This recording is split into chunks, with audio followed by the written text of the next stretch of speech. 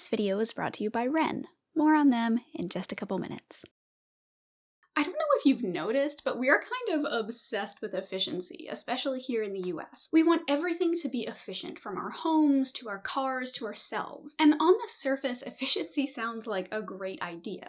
Of course we want things to run efficiently. Why would we want to waste time and energy and money and resources? But it's not that simple. Efficiency has started to infiltrate almost every facet of our lives, and whenever something becomes that ubiquitous, we should question it, especially when it's been a part of our institutions for so long that we hardly seem to even notice it anymore. So what I want to do today is figure out what efficiency is, look at its history and how it's taken over everything, and ask the question, is being efficient really all it's cracked up to be? But before we jump into that, I want to give a quick shout out to today's sponsor, Wren. If you have watched many of my videos, then you probably know all about Wren. They've been really good to the channel, and I have worked with them for almost a whole year now because I genuinely believe in what they're doing. For those of you who don't know, Wren is a website where you can go to calculate your carbon footprint and then find ways to help reduce and offset that footprint by funding a variety of carbon reduction projects. But they also do a lot more than that too, because climate change is a big issue. Honestly, it can be really overwhelming to figure out where to even begin, but Wren makes it super easy. When you go to their site, they have you answer a few questions about your lifestyle and what kind of action you want to take, and then they offer you several super easy things you can do to make a difference. If you want to just help fund carbon reduction projects, great. They have a ton of amazing options like helping to prevent wildfires in California or restoring the health of forests in Scotland.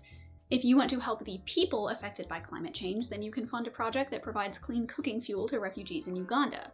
And if you want to have an effect on big picture policy, then Wren has options for that too, through their partnership with the Clean Air Task Force and Carbon 180. Regardless of which project you choose or how much you choose to put toward it, you'll be able to see exactly where your money is going because Wren is super transparent about their entire budget. They break everything down and even share updates and pictures to let you know how the projects are going. If this sounds like something that you want to get in on, then check out Wren using the link in the description or in the pinned comment, and the first 100 people to sign up with that link will get their first month covered by Wren for free. So not only will you be helping out the channel by supporting our sponsor, but you'll be doing a whole month of real good for free. Again, the link is on the screen, in the description, and in the pinned comment, and thanks again to Wren for sponsoring. But with that out of the way, let's get back to the video. I am Zoe B. I am a college professor turned YouTuber. I taught English for almost 5 years and then left to start a YouTube channel, and now I make video essays. So video essays are basically like mini amateur documentaries, and most of what I talk about is like education and language and things like that. So I'm here to talk a little bit about my upcoming video and give you all a little sneak peek, and yeah, just pull back the curtain a little bit and share some of the background stuff that not everybody knows about or gets to see. And yeah, I'm excited. Efficiency is one of those things that feels really simple as a concept, but the more you look into it, the more you realize it's not. Most of us understand efficiency as a relationship between input and output. If something is efficient, that means it generates an output with as little input as possible. It's doing more with less. Efficient vehicles drive farther with less gas. Efficient businesses make more profit with less overhead. Efficient people get more done with less time. Input, output, easy peasy. But input and output aren't always easy peasy. When we talk about minimizing our input, what we're actually talking about is minimizing waste. Because of this silly little thing called the law of conservation of energy, if we want to do a thing, we have to spend stuff to make that thing happen. If you want to get from point A to point B, you have to spend energy to get there. And waste is what happens when you spend more of that energy than is necessary. But most problems aren't as straightforward as what is the fastest route from A to B, and it's not always so easy to figure out what waste is. Just because something appears wasteful, that doesn't always mean it is. And when we talk about our output, we're talking about whether our system is effective, whether it does what it's supposed to do. But effectiveness is sometimes really squishy. Consider education. What makes an education effective? Is it getting a good job after you graduate? Does it come down to your salary or how much you put back into the world? Or your level of personal happiness? I mean, how do you even measure and quantify those things? It's complicated. But Zoe, I hear you say, efficiency may be complicated, but that doesn't mean that it's bad. Yeah, you're right. And to be fair, I never said that efficiency was bad. I just said that it was everywhere, and anything that is everywhere is worth investigating. But now that we know what efficiency means, our next step is to figure out where it came from. So, efficiency is one of those concepts that feels really intuitive. It's like, yeah, of course we want to get the most out of our stuff. Of course we want more for less. Duh, that's just, like, human nature. It could be argued that our little monkey brains like efficiency for evolutionary reasons, but on a wider scale as a societal thing, our obsession with efficiency is actually pretty new in the grand scheme of all of human existence. While the word efficient has been around in the English language since the late 14th century, its usage in the US didn't really explode until the early 20th century, thanks to this guy, Frederick Winslow Taylor. So, Freddie Taylor was a mechanical engineer who made a name for himself through a system that he called scientific management. Now, I'm not going to get into all of the details here, but basically, in 1910, some railroads wanted to raise their prices, and they had to make their case against the case of the local merchants who didn't want their shipping costs to increase in a hearing with the Interstate Commerce Commission. So the railroads' lawyers said that they needed to raise prices, but the merchants' lawyers, along with a bunch of engineers and managers on their side, said, well, actually, we've done some calculations, and it turns out you can save yourself and us a bunch of money if you just run your businesses more efficiently. Now, Freddie Tay wasn't actually a part of this hearing, but he was the one who had created and helped implement this scientific management system with a different railroad in another part of the country, as well as in factories and steel mills and cotton mills across the nation. And the merchants had brought in witnesses from several of these industries to support the idea that if you just focused on efficiency in your business, you could save thousands or even millions of dollars. While the merchants did end up winning the case for reasons unrelated to their scientific management trump card, the case ended up skyrocketing both Taylor and his concept of scientific management into the public eye. Journalists, reporters, and publishers flocked to get the scoop on this magic system that promised to help businesses both increase wages for workers and increase overall profits. And in 1911, our boy FT published his book, The Principles of Scientific Management, which solidified his place in the annals of history and laid the groundwork for the entire next century of industry in the United States and the world. But, you might be asking, what even is this magical scientific management thing?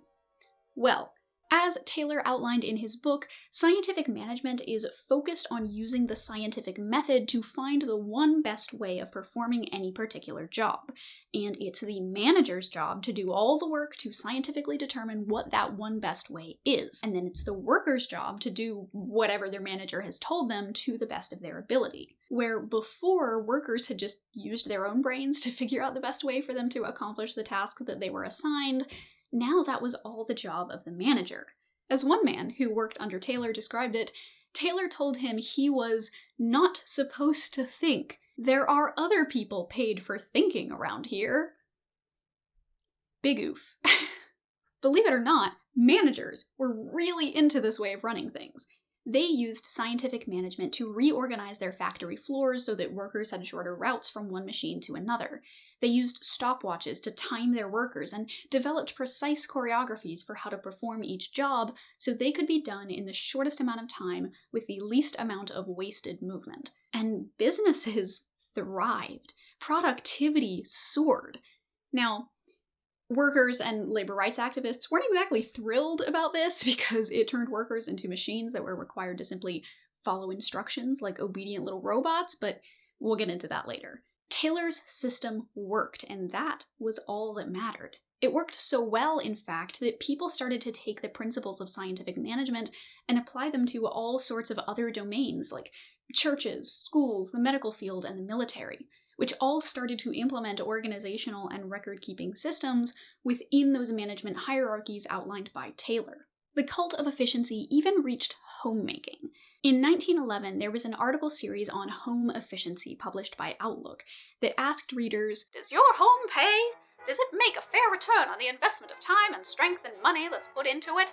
As a factory for the production of citizenship, is it a success?" That's the accent I'm going with. Another article about scientific management in the home asked, "Cannot the management of the average household be conducted as a business proposition?" The author then answered his own question with an example, as paraphrased here by Raymond Callahan, where the home's management could work out 10 or 12 standardized meals, each with a standard content, a standard procedure, and a standard time, and those meal prep times could also be standardized down to the second.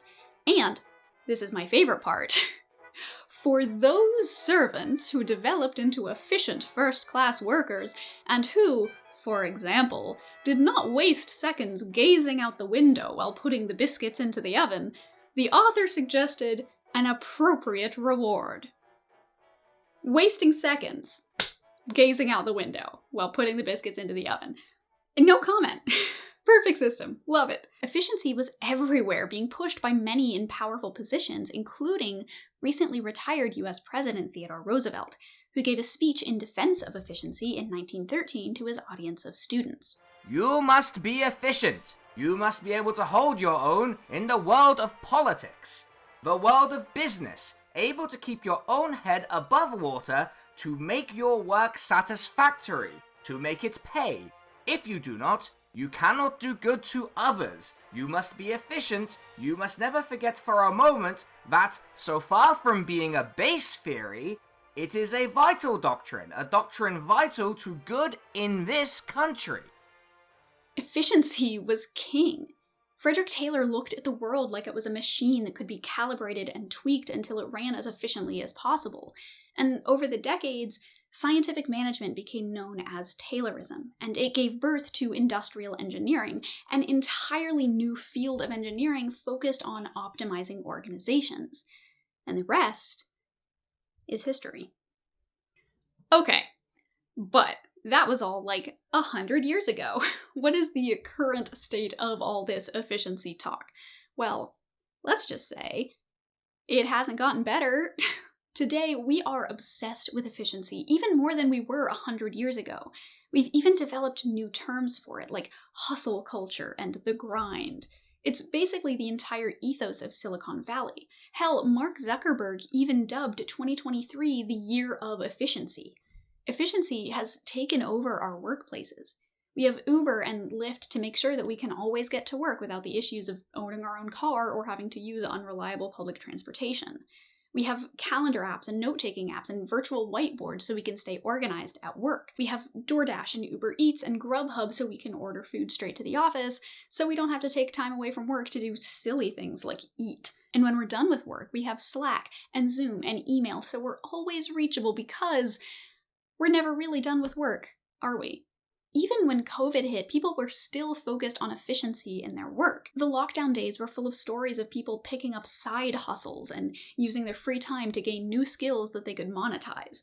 You were stuck at home all day, so you might as well make that time productive, right? Why waste your time relaxing or spending time with your family when you could be grinding? If you're not monetizing your hobbies, what are you even doing? Efficiency has also taken over our media. Remember when Quibi was a thing? People were tired of spending entire tens of minutes watching traditional TV shows, so Quibi came to the rescue, providing stories with runtimes of under 10 minutes. Now, Quibi failed, but it didn't fail because people didn't like short-form content. I mean, the existence of TikTok disproves that theory. Quibi died because its shows weren't very good, and it was managed really badly, and it released during lockdown when most of us weren't commuting to work anymore. But the success of TikTok and now YouTube Shorts has shown that people love short-form media. TikToks and Shorts and Reels are the most efficient way to consume videos. You get something funny or entertaining or visually pleasing or informative without wasting a bunch of time on all that fluff present in longer-form content. Please don't look at the timestamp. We also have things like Blinkist, which is an audiobook app that doesn't just read you books, it reads you summaries of books. Because the most efficient way to learn stuff is to get the broad strokes in a short amount of time. You can always go back through and get the details later, right? Blinkist didn't come out of nowhere either. It's just following a trend that has been growing for some time in education. Schools are especially susceptible to efficiency talk, partially because they're publicly funded and people want to ensure a return on investment for their tax dollars. Even 100 years ago, when this efficiency business was first kicking off, people complained that schools were taking too much tax money without anything to show for it. There are even some states whose constitutions declare it the duty of the state to establish and make suitable provision for the support and maintenance of an efficient system of public free schools. And efficient means, of course, cheap and effective. Our economy is built on efficiency. All of our systems are built on efficiency. Google is built on efficiency. How do you think that their search algorithms work? When we're surrounded by terabytes upon terabytes of news articles and cat pictures and YouTube videos and memes and product listings and movie reviews and recipes, how are we supposed to sift through all that stuff on our own? But this video isn't just about the fact that efficiency exists and is important. I want to figure out whether it's a good thing or not. And to do that, we need to look a little closer at some of the places where it has the deepest roots, some of the industries where efficiency is taken as an absolute good. And to help us do that, I want to focus not on efficiency as a whole, but on its two parts, the input and the output, the waste and the effectiveness. Because if we could show that the two parts of the efficiency equation are flawed, then we could show that efficiency itself is flawed. So, up first, the input problem. My video creation process is, I think, very similar to what a lot of people do, which is I come up with an idea and then I start doing research on it. I find a bunch of books and I find a bunch of articles, and then I start writing, and the writing process is by far the most difficult. And it's once I start writing that I'm actually able to figure out what it is that I don't know. And that's when I go back to research and I find more books and I find more articles. And then I keep writing, and then I have to edit because I am a very sort of verbose person. I mean, really, the difficult question is, how much of what I say is useless? How much of that first pass at writing the script is, waste is bad. Whether it's time or money or power or energy or food or art supplies, whenever we do a thing, we should try not to use more of our stuff than we absolutely need to. We shouldn't waste it. But that raises the question, what do we mean by waste? When we're talking about efficiency, waste is what happens when we reach our goal using a suboptimal route. If we know the shortest path from point A to point B, anything that deviates from that is a waste of resources. So in order to figure out what waste is, we first need to know what our goal is and the best way to reach it. And this is pretty straightforward when it comes to things like chemistry, situations where you know exactly what your goal is and there is one best path and you can figure out exactly how much you need of each particular resource to get you there. If you want to make water molecules, you know that to make them you need 2 hydrogens for each oxygen. If your ratio is off, you're going to end up wasting resources. The issue is that not everything is like chemistry. There isn't one best way to accomplish every task. This was the problem with Taylor's scientific management. He believed that every job had one ideal, perfectly efficient method of being accomplished. But that's just not true. Even for relatively straightforward tasks like getting from your apartment to the airport, just because a particular path is the shortest as the crow flies, that doesn't mean that it's the best path. The best path might come down to what time of day it is, or if there's a concert downtown, or whether there's construction happening, or 1,000 other things. And this throws a huge wrench into the whole question of what counts as waste. Because if there is no one best way, then there is no way to know what deviates from that one best way, because it doesn't exist. So instead of one best way, we have many good ways and many more bad ways and even more in-between ways. So now our question is, how do you decide which of those many many ways of doing things is the best? How do you decide what's wasteful and what isn't? Well, the good news is that most of the time, you don't have to pick. For a lot of our jobs and systems and structures, that choice has been made for us by the people in charge. So that's good, right? I mean, the people in charge would always choose the most optimal way of doing things, right? Remember that quote from the journalist in the 1910s who was talking about how we could incorporate scientific management into our homes? The one about how the head of the house should reward their servants for not wasting precious seconds looking out the window while they worked? Well, our society is the house, and we are the servants. Not to go all, we live in a society, but there are power structures, and those power structures are what determine what counts as wasteful and what doesn't. Some kinds of behaviors are seen as more valuable than others, and anything that isn't valuable is a waste. And again, not to go all, we live in a society, but those valuable behaviors are the ones that fit our arbitrary standards for what is normal and good and natural. Standards that always seem to fit perfectly onto the marginalization bingo card. We got racism, misogyny, heteronormativity, ableism, and colonialism. Bingo. This game isn't a lot of fun. Don't take it to parties. Traditionally masculine pastimes are useful. Traditionally feminine ones are a waste of time. Neurotypical behavior is a sign of respect. Neurodivergent behavior is a sign of laziness. Logic is valuable, emotions are not. Work is important, leisure is not. To quote Lux Alptraum's article about how Silicon Valley's obsession with efficiency is fundamentally rooted in sexism, that's literally the name of the article. What's often left unsaid in these discussions about efficiency is who's drawing the line between productive work and time-wasting distractions. Are house cleaning, food prep, and other derided aspects of daily life really just frivolous time sucks? Or is this designation merely the opinion of the well-compensated white men who dominate Silicon Valley? Yes, decision fatigue is a real phenomenon. And yes, reducing time spent on tasks that are more exhausting than energizing is generally a good idea. But that doesn't mean devoting time to deciding what to wear or what to make for dinner is solely a brain drain and not, say, inspiration for further creativity or innovation. Hey, quick question. How many of you are playing on your phone right now?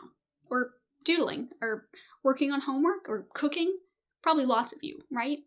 How about this? If you were watching this video while doing something else, you are legally obligated to give the video a like. And if you were listening while doing homework, you are legally obligated to subscribe if you haven't already. Sorry, I don't make the rules. Oh, and if you weren't doing something else, if you were giving this video your entire undivided attention, I give you permission to comment, "I am Zoe's #1 fan." And if I find out that someone commented that while not giving this video their undivided attention, I will personally come to your house and spread crunchy peanut butter across the interior and exterior panes of every single window you have. But anyway, if you were doing something else while watching this video, don't worry, I do the same thing. When I was in graduate school, I was in class and I was doodling while I was listening to the lecturer because my brain is wired in a way that means that if you want me to listen to you, I need to be doing something else. And as I was listening, the professor called me out. She stopped what she was doing and went, "Oh, hey, Zoe, what are you drawing there?" And of course, I was mortified, so I just sheepishly went, "Oh, just a tree." And she laughed and went on with her lecture, and I didn't doodle for the rest of class. Did it matter to her that I was actually listening while I was doodling? No. Did it matter to her that afterward, when I was too embarrassed to do anything but keep my eyes forward the whole time, I literally don't remember anything from the rest of the lecture? Nope. Did it matter that I wasn't following our unwritten rules for what it looks like to be paying attention, and that I was instead wasting time doing something useless? Apparently that is the only thing that mattered to her. And I get why my teacher called me out. I mean, she really shouldn't have, but I get it. You can't really read your students' minds, and so it's really hard to tell whether they're paying attention or not if they don't give those easy-to-read signals like eye contact. But schools have decided that they need to police students' brains and bodies to ensure that they're doing things efficiently. My teacher was the master of the house, telling me that I need to stop wasting seconds staring out the window while baking her biscuits. That is not a euphemism. Even when we don't have someone else telling us what to do and how to do it, we still put these same kinds of boundaries on ourselves. I am constantly worrying about whether I'm being productive enough for this job. There will be days where all I'll do is read and take notes all day, and I feel like I've gotten nothing done, because it doesn't look like what society says productivity looks like. It looks like I'm just wasting time.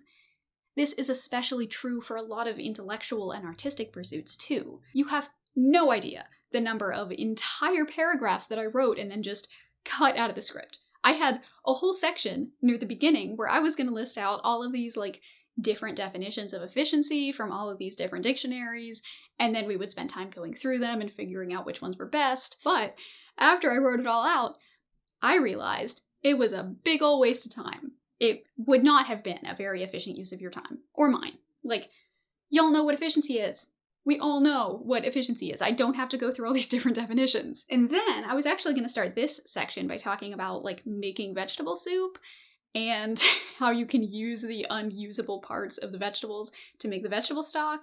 And that was going to be my analogy for waste. But no, no one need, you know what I mean by waste. I don't need an entire metaphor for that. Even now, looking back at this script as I'm writing it, I constantly worry that everything I'm saying is a waste. How much of this do you already know? I mean, I'm sure some of you are aware of a lot of what I've talked about, but does that mean that I shouldn't have mentioned it? Who am I making these videos for? For you who already know a lot of this? Or for total newcomers who are hearing a lot of this stuff for the first time? Is all of this just a waste of time? When I was reading back through those sections and when I realized that they sucked, I was almost mad at myself for writing them at all. Writing those bad sections hadn't just almost wasted your time, but it wasted my time too. When I was writing those shitty paragraphs, I could have been writing these amazing, awesome paragraphs. My goal was to write a good video, and writing a bad section means that I had used my time and energy to get me farther from the goal, not closer. But then, the writing teacher part of my brain piped up and reminded me that wasn't a waste. Sure, that section doesn't actually appear in the script, but that doesn't mean that the act of writing that section was a waste of time. Because I had to write that section to get these sections. I had to write the shitty stuff and then read it back in order to see that it was bad. No one writes amazing first drafts. No one. Everyone has to write a bad thing so they can write the good thing later. Just because it felt like it was a waste of time, that doesn't mean it was a waste of time. That's how writing works, and it's also how a lot of other kinds of art works too. You know the number of times that someone has complained about a particular scene in a book or movie because it doesn't have a point? People seem to think that if a part of a piece of art is not directly and obviously connected to the plot or purpose, then it's useless. If there isn't any dialogue or action, then the scene simply isn't worth watching, I guess. Now, for a lot of artists, when they're faced with this complaint, they answer it by saying, well, not everything has to be in service to the plot. But I want to tweak that a little bit, because generally speaking, I agree, but I think it comes down to how you define in service to and the plot. When someone says, this scene doesn't do anything, I think that what they mean is that they just can't see what it's doing, not that it's doing nothing and to us doing nothing is okay. Think of it in terms of my doodling experience from earlier. When my teacher called me out on doodling during class, she was basically saying, this thing you're doing doesn't have a point. She was saying it was a waste of time because it wasn't related to the class. In reality, what I was doing did have a point. It was related to the class. It was actively helping me pay attention. It just didn't look like it because of our societal standards of what attention is supposed to look like. And I think that that's what's happening in these art discussions too, when characters just hang out, or when the camera follows them as they go through seemingly mundane actions, or, heaven forbid, when there's a sex scene. It's not that these scenes do nothing for the piece as a whole, and that's okay. It's that they do actually do something for the plot, or the character development, or for any of the other things that make art. It just doesn't look like it because of our societal standards of what art is supposed to look like. We've started to have this very utilitarian view of art, where everything that isn't immediately and obviously relevant needs to be cut. Like, there was some big Twitter drama a couple weeks ago where everyone was up in arms about how long video essays should be. Lots of people were defending long essays, but there was a whole swath of people who thought that any amount of theatrics was a waste of time, and everything should be as short and concise as possible. This is why we have things like TikTok and YouTube Shorts and Blinkist. 'Cause, yeah, when you want things to be distilled down into their most concise versions, you'll get videos that are only 90 seconds long and books that you can absorb in 15 minutes. But just because something is concise doesn't mean it's good. Playing a song at 2 times speed doesn't make it sound twice as good. Every single movie or book or TV show or video essay or video game could be summarized in a single sentence. And if you want the most concise version of this video, go to my second channel, where I've uploaded a 5-minute version of it, as well as a shorts version of it. So if you want to get all the information with none of the details, if you want all of this art while doing as little work as possible, just go watch one of those. Now, that is not to say that there is no such thing as waste, even in artistic and intellectual pursuits. Sometimes I do spend time writing stuff that doesn't ever end up being useful or sparking any new ideas. And sometimes those scenes in movies are actually useless. Like, have you seen the Snyder Cut of Justice League? You didn't need that, Zach. And sometimes video essays are longer than they should be. Please forgive me, fellow video essayists. But waste, real waste, is hard to define. There is a thin, squishy, wibbly-wobbly line between doodling in my notebook so I can hear my professor more clearly, and doodling in my notebook because I'm bored out of my fucking mind and this lecture sucks and I don't give a shit anymore. But I can't leave because that would be rude, and maybe it'll get better as it goes on, and it's really hard to say whether any of this is actually going to be helpful, but there is a chance that it might be. So I might as well stay, but I have to do something while I'm listening or my brain is gonna explode. Long story short, efficiency often looks like inefficiency, because one person's waste is another person's usefulness. So it's not even that waste doesn't exist, or even that waste is good, actually. It's just that we seem to do a bad job of figuring out whether something is actually waste or not. Minimizing waste isn't bad. It's just that when we focus on minimizing waste, we often end up minimizing some of the good stuff that just happens to look like waste, too. But this leads us to our next question. Let's say we minimize waste, real waste, and we're able to actually do the thing that we've been trying to do. We still have to ask, are we sure that thing is worth doing? I had to take a break between those paragraphs because I almost passed out. This, friends, is why, you eat food and also drink water. I went and laid down. It was not good. I have chills. This is what I'm doing. This is the sacrifices that I make for this content. Please like and subscribe and join the Patreon. Okay, good one, Zoe. Let's go. Let's do this. Okay. Oh, that is a difficult question. What is the best video I have ever made? I mean, it really depends on how you define best, I guess, because the video that I am proudest of and the video that has the most views is my grading video. It has 2.5 million views. It has all of these wonderful comments from people saying, oh, you totally changed how I think about this. My Willy Wonka video, I think, is really awesome. Though I also really liked the conservative kids books one. Anytime that I get to collaborate with other creators is just an awesome time. Yeah, I mean, the grading video has, so many, positive comments and really... I'm sorry, can you repeat the question? How else do you define good?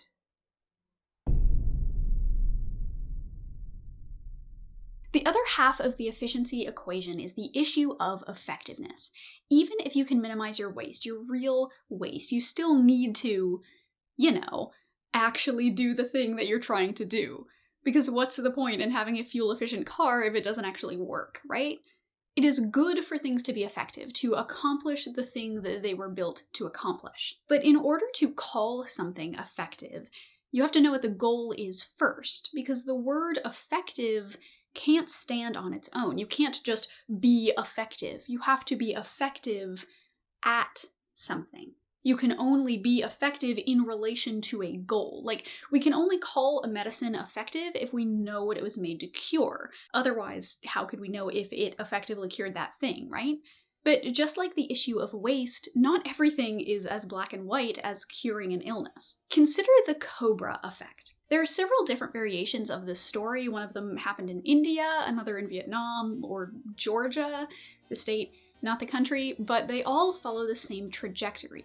There is a group of people with a problem, like a town getting overrun by snakes, and someone in power gives an incentive to people willing to help with the problem, like the government offering a bounty to citizens who can bring in snake skins to prove that they have helped to cull the population. But then, the incentive backfires and actually makes the problem worse, like people who then start breeding snakes so they have more snake skins to bring in to claim more bounties and make more money, which actually then increases the snake population. Looking back, we can ask, was the solution, the bounty, effective? The answer is, it depends. It depends on what the goal was. If the goal was to decrease the snake population, no, it was the opposite of effective. But if the goal was to get snake skins, then hell yeah, it was effective. It was extremely effective. If you measure effectiveness by how closely you met your goal, you need to make sure that you know what your goal is. And even more importantly, you need to make sure that your basis of measurement actually matches that goal. Like, if you're measuring the number of snakes killed using the number of snake skins gathered, you need to make sure that snake skins gathered actually equals number of snakes killed. This is an example of Goodhart's law, which states that when a measure becomes a target, it ceases to be a good measure. If you measure the number of snakes killed based on the number of snake skins, then the number of snake skins becomes the target. And when that's the target, people focus on maximizing that metric, not the other metric that you're actually trying to increase. And then it screws up your entire system. In situations like this, what's happened is there's a disconnect between what one study termed the measure of effectiveness and the measure of performance. Now, when you look into these terms, they seem to be mostly used by the US Department of Defense.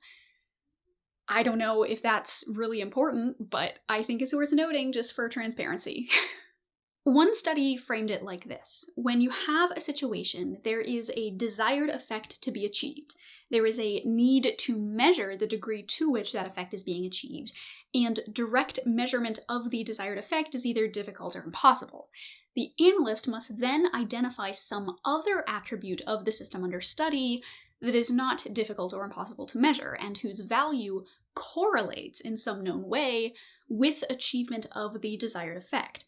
The analyst is stuck measuring this proxy variable.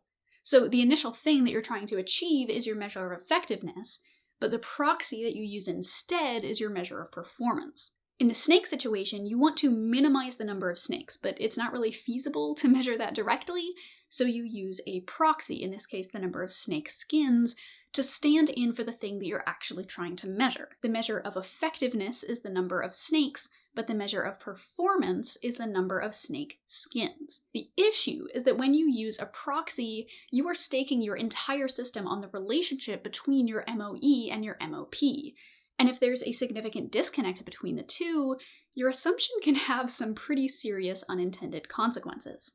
In the snake example, they reasoned that one cobra skin was equivalent to one less live cobra, and that the person presenting that skin had killed the cobra and was thus entitled to the agreed-upon bounty for killing a cobra. We know now that though these assumptions were perfectly reasonable, they turned out to be false, thanks to Goodhart's law. This is how we end up with a lot of garbage, especially on the internet. Just like how if you measure the number of snakes killed based on how many snake skins you got, you end up with people breeding snakes, if you measure the relevance of a web page based on how many keywords it has in it, you end up getting keyword spam in the form of SEO. If you measure the quality of a YouTube video based on how many people click the thumbnail, you end up getting clickbait. If you measure a student's education based on how they score on one particular test, you end up getting students who have been taught to the test and who spend hundreds of hours on test prep and who only care about school insofar as it helps them pass this one test. When you measure effectiveness based on a faulty goal, you end up incentivizing the wrong things. Sure, you might technically reach that goal, you might technically be effective, but if you are effectively reaching a bad goal, is that still effective? You know the most effective way to play a video game? Well, fun is difficult to measure, so if we have the proxy goal of beating the game, then what's most effective is looking up a guide, going on a subreddit to figure out the meta, and then making sure that you make all the right decisions and have the most optimized build. But just because something is optimized and efficient and technically the best, that doesn't mean it's fun. Or consider what effective classroom management looks like. Teachers police the bodies and brains of their students because it's effective. Effective at what, you ask? Why, effective at making it look like students are well behaved. Just look at this class. Look at how obedient those students are. Who cares if it's a good thing to be obedient? All that matters is that they are obedient. Obedience is our measure of performance, but what is the measure of effectiveness? Why are we asking them to be obedient? What does this obedience represent? When we measure the behavior of students based on their sitting still, making eye contact, obeying the every word of the teacher, and taking and scoring well on tests and other quantifiable metrics of assessment, we end up with classes run under draconian policies enforced with an iron fist.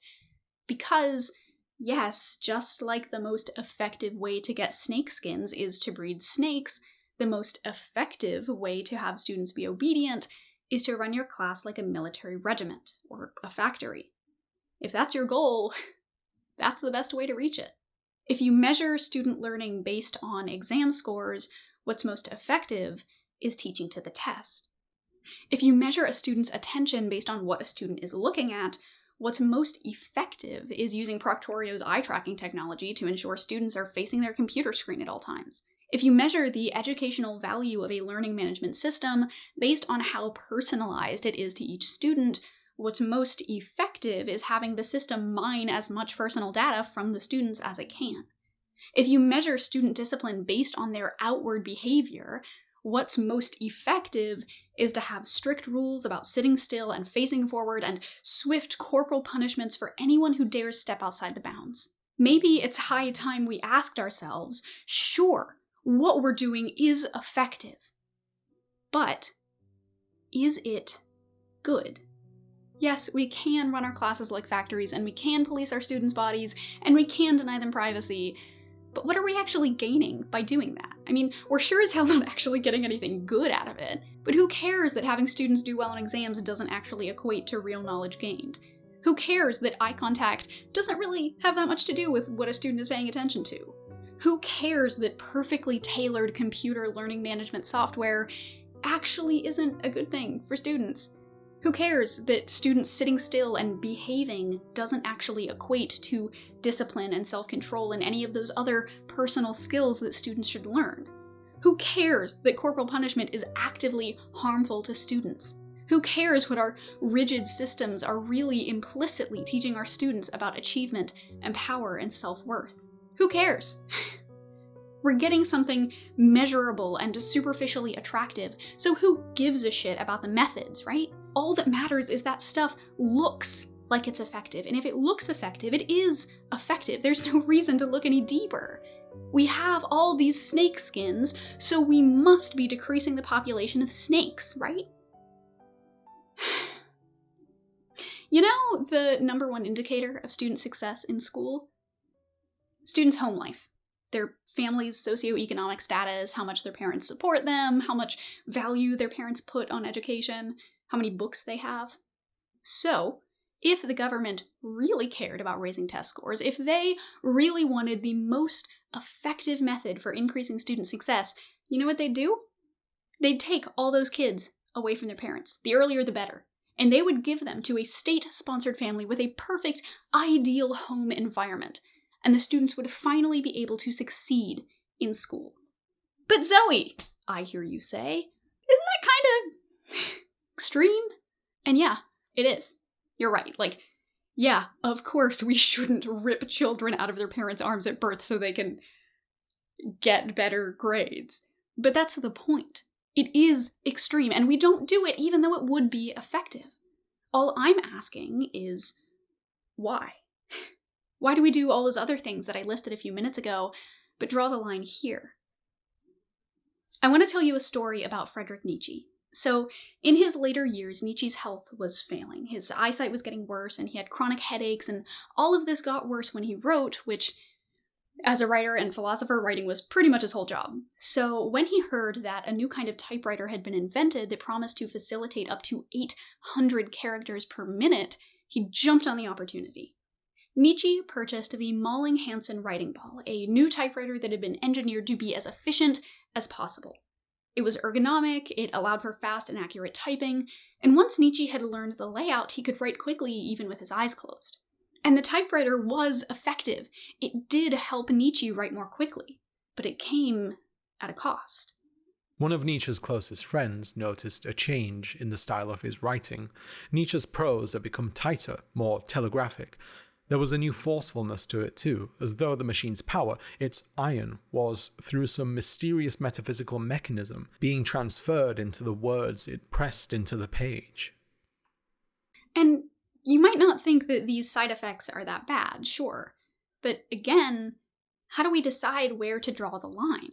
Well, Nietzsche had decided that these effects were too much for him. He decided that he wasn't willing to give up power over his own writing.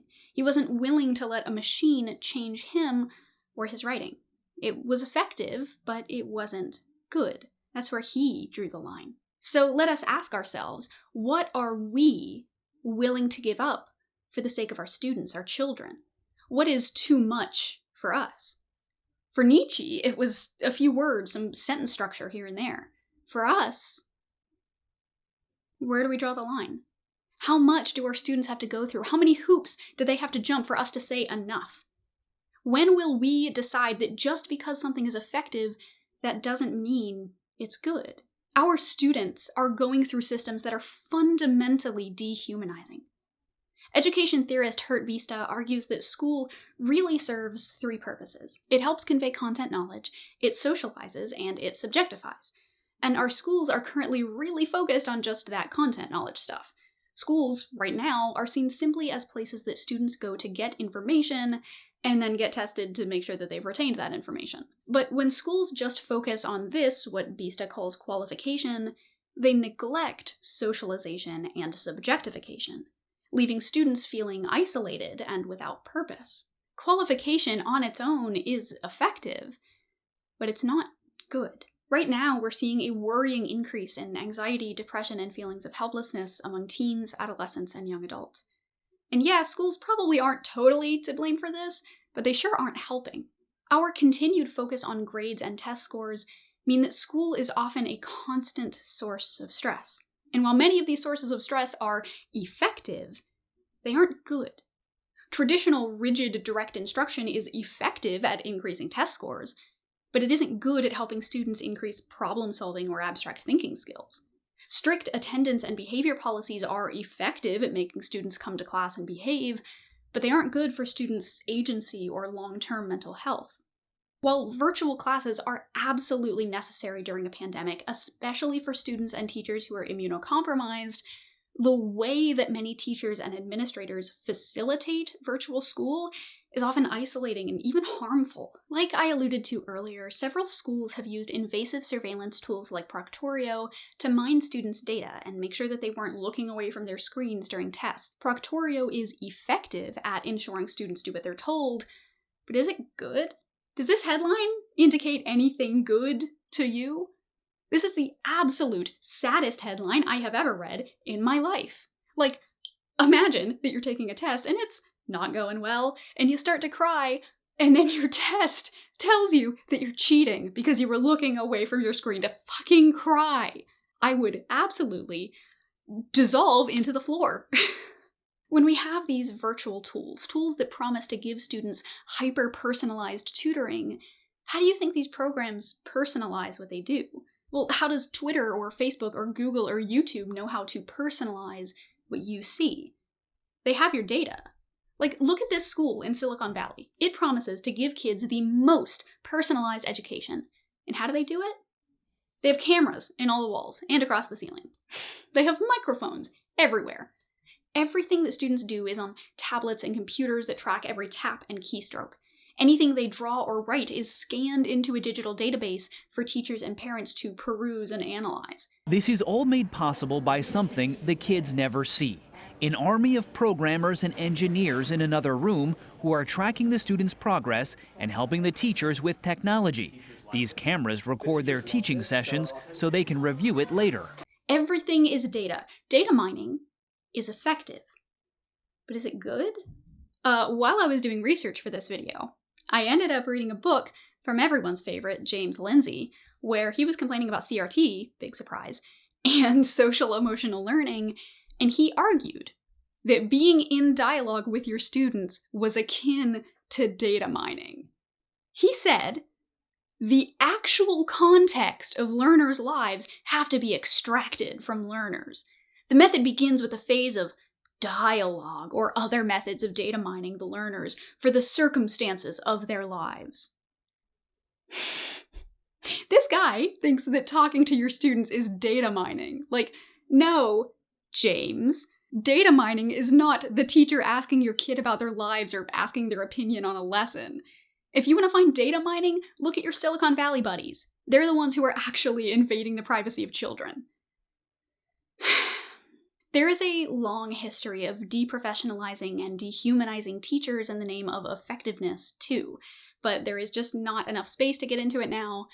Trust me, I wanted to. I had like 1,000 words just about these silly efficiency tests for students and teachers from the 1910s, and how people in the 1950s invented machines to replace teachers, and how Silicon Valley is basically just doing the exact same thing today, but acting like it's some wild new genius invention, and how these technologies are technically effective, but also just bad for students. But I just do not have the space to fit it in this video. If you are interested in that, though, I really recommend checking out Audrey Waters' book, Teaching Machines: The History of Personalized Learning, as well as her personal blog, which I have linked in the description. They are both really great and go into a lot of detail about the history of all of this, and it is fascinating. Anyway, falling prey to this beast of efficiency has very real consequences for all of us. As Douglas Rushkoff puts it in his book Team Human, whenever people are captivated by a new technology, it becomes their new role model too. In the industrial age, as mechanical clocks dictated human time and factory machines outpaced human workers, we began to think of ourselves in very mechanical terms. We described ourselves as living in a clockwork universe, in which the human body was one of the machines. Our language slowly became invested with mechanical metaphors. Even everyday phrases such as fueling up for eating lunch or he has a screw loose for thinking illogically conveyed the acceptance of humans as mechanical devices. As a society, we took on the machine's values of efficiency, productivity, and power as our own. We sought to operate faster, with higher outputs and greater uniformity. In the digital age, we think of our world as computational. Everything is data, and humans are processors. That logic does not compute. She multitasks, so she's capable of interfacing with more than one person in her network at a time. How about leveling up with some new life hacks? The language alone suggests a new way for human beings to function in the digital media environment. Projecting human qualities onto machines, like seeing a car grill as a face or talking to a smartphone AI like a person, is called anthropomorphism. But this is the opposite. We are projecting machine qualities onto humans. Seeing a human as a machine or computer is called mechanomorphism. It's not just treating machines as living humans, it's treating humans as machines. When we think of ourselves as computers or as machines, we start to see fundamentally human traits like intelligence and creativity as mechanical. As Nicholas Carr puts it, if our brains are computers, then intelligence can be reduced to a matter of productivity, of running more bits of data more quickly through the big chip in our skull. Human intelligence becomes indistinguishable from machine intelligence. And this is precisely what we're seeing in our schools and workplaces. If brains are machines and machines can be optimized, then brains, and thus the people attached to them, can be optimized too. From the issue of homework in high schools to crunch in the VFX industry to the rise of AI, we are treating humans more and more like computers, and computers more and more like humans. Homework is effective. Crunch is effective. AI is effective. But are they good? Like Nietzsche's typewriter, these tools may help us do our jobs more efficiently, but we have to ask ourselves if the side effects are worth it. All that makes us human, our wasted time staring off into space as we think deeply on the wild, passionate thoughts that enter our brains on a whim, our deeply personal connections to others, our art. When we live our lives as dictated by the machine of efficiency, the machine that says, thou shalt not waste time, thou shalt be effective at all costs, when we live by those laws, we lose what makes us, us.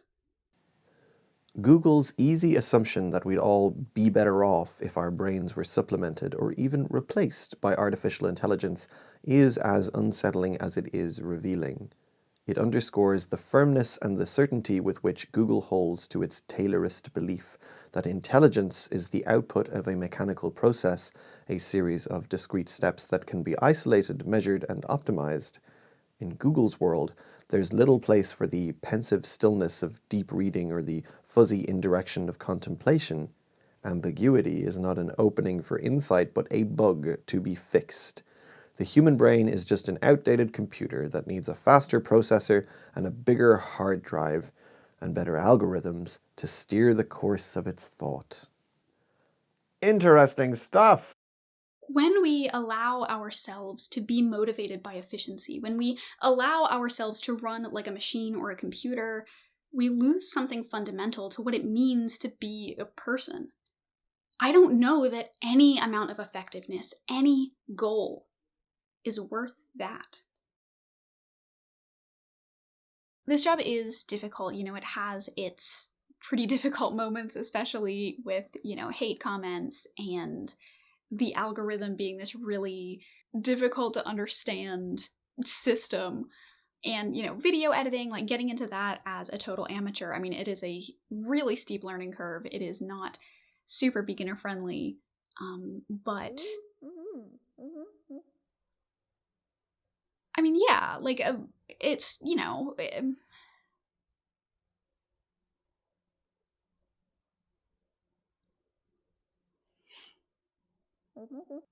yeah, I'm thinking.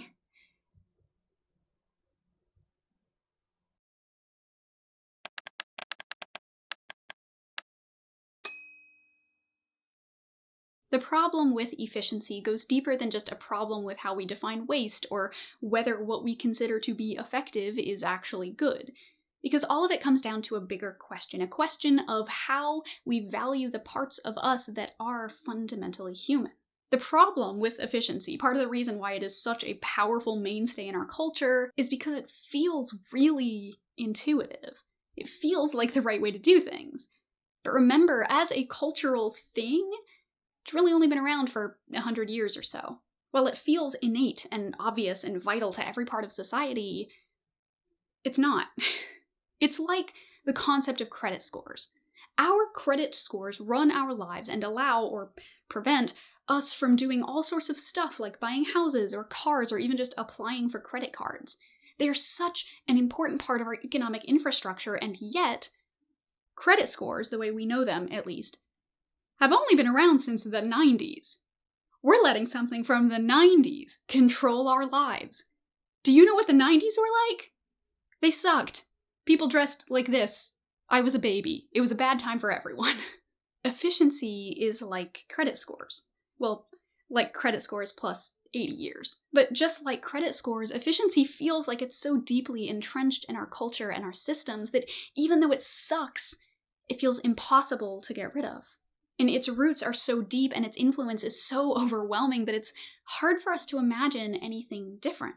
And let's not forget who the people are who are really gunning for this whole efficiency business. The people who are keeping this whole thing alive. The tech sector's overarching philosophy remains bent towards treating the human brain and body like a machine that can be tweaked and perfected until it is running at peak efficiency.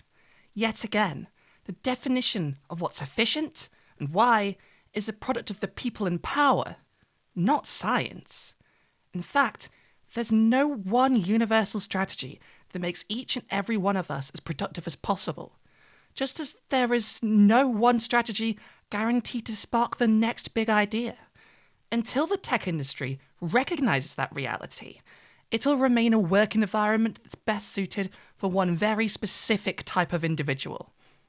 And the products it creates will continue to primarily meet the needs of that very same group. There's a reason that the people who have the most to gain from all of us adopting an efficiency mindset are the ones who are pushing the hardest to make it seem like an obvious, inarguably great thing that's just an inherent part of society. But it's not. The way things are isn't the way they have to be. We can choose to say no to efficiency. We must. We must learn to value patience and creativity and mistakes and messiness, because that's what makes us human. We must stop treating people like machines. We must stop treating our own brains like computers. We must stop seeing intelligence and creativity and art as a mechanical, deterministic process that just requires the right inputs to get the optimal outputs. We weren't put on this earth to be efficient. You, watching this, were not born to spend your time as efficiently as possible, being productive and hustling, #on that grind. You were born to stare out windows at the world around you. You were born to connect with other humans, to feel all the things there are to feel, to eat delicious foods and pet puppies and cry at art that makes you sad and laugh with people who bring you joy and just live. You're here for a reason, and that reason has nothing to do with efficiency. But there's a reason I didn't title the video "Efficiency is bad, actually," or "Efficiency is garbage, and here's why," as good as those titles may be. Because I'm not here to say that efficiency is inherently evil. Efficiency can be good.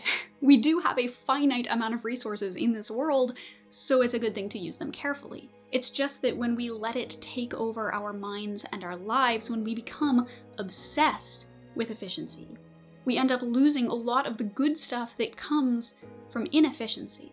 It's not that it's a great evil, it's that efficiency isn't necessarily good, and inefficiency isn't necessarily bad.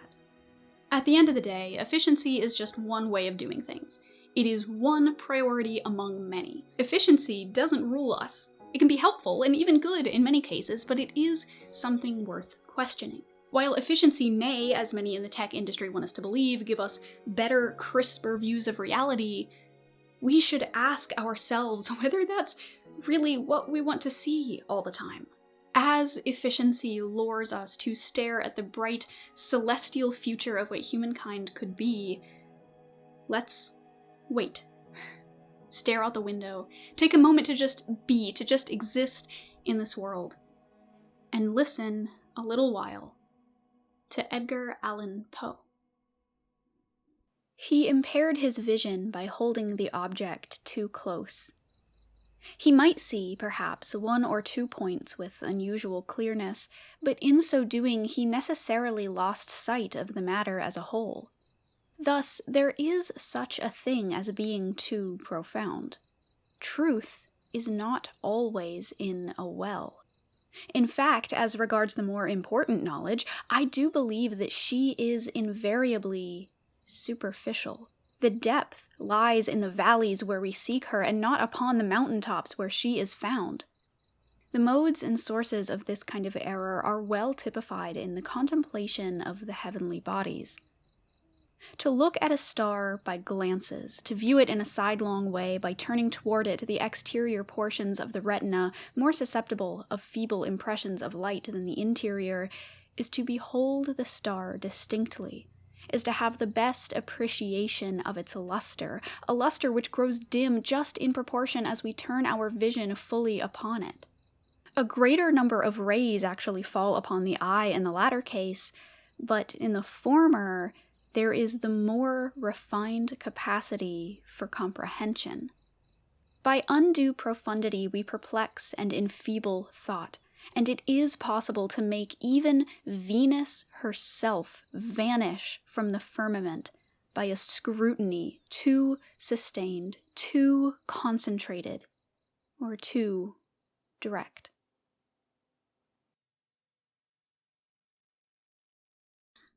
Thanks for sticking around till the end of the video. I actually recorded this outro while I was sitting in the chair, for the little, asides in the video, and, at the end, I make a prediction about, because I filmed it first, and at the end I make a prediction about, the energy of the video, and, given that I had to stop, I recorded this in 2 sections, and I had to stop halfway through the script because I almost passed out, I would say that prediction was spot on past Zoe. Thank you everybody for, I don't know where to look now. I have 2 camera angles and it's freaking me out. Thanks for sticking around till the end of the video. This was a big one, I know. I apologize for that. It really got way out of hand. It actually started out being a video about textbooks, and then it became a video about ed tech, and then it became a video about efficiency in education, and then just efficiency in general. And yeah, it sort of exploded, and I apologize for that, but I hope that what it turned out to be is good. I'm really happy with it. I'm stoked that this video ended up being what it is. But if you liked it, then be sure to like and comment and subscribe and do, all those YouTube things. I want to give a huge thanks to all of the patrons whose names are scrolling by somewhere around here, as well as an especially huge thanks to the names that are here on my list: A Tasty Snack, Adam, GhostEye419, Hugh Sophia, Jaded Flames, Justin Lowry, Nicholas Welch, and Robert Bradford. Thank you all so very much. I wouldn't be able to do this if it were not for you. So if you want to support the channel and help me keep making videos like this, then go ahead and join patreon.com/Zoe_B. You get early access to videos, you get patron-only posts, you get a lot of other things that I don't remember, as well as having a chance to have a poem written for you by me, an actual published poet, and I read it out at the end of each video. So speaking of which, we are coming upon our poem time now. Today's poem is for Raven O'Fiernan. I hope that I pronounced your name correctly. And it is called Bird Songs. How many words do birds have for sky? Do they teach their children about the expanse and the cold in the same breath? Does the owl say free while the sparrow and finch whisper fear? What does the raven call the patch of stars that leads her home?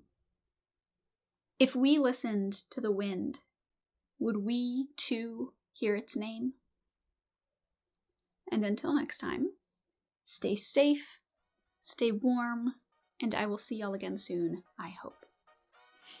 Bye, folks. Okie doke. We're all done. Woohoo! Let's go. It's a me, Zoe-o. I don't know what I'm doing. I've lost my mind. I haven't even recorded the episode yet. I'm recording this part first. If I have chaotic energy in the actual video, now you know why. And I don't know how to do this when I'm not reading from a script. It's terrible. It's terrible, Zoe. This is why I script everything that I can, because I don't know how to do anything when I'm talking out of my own mouth.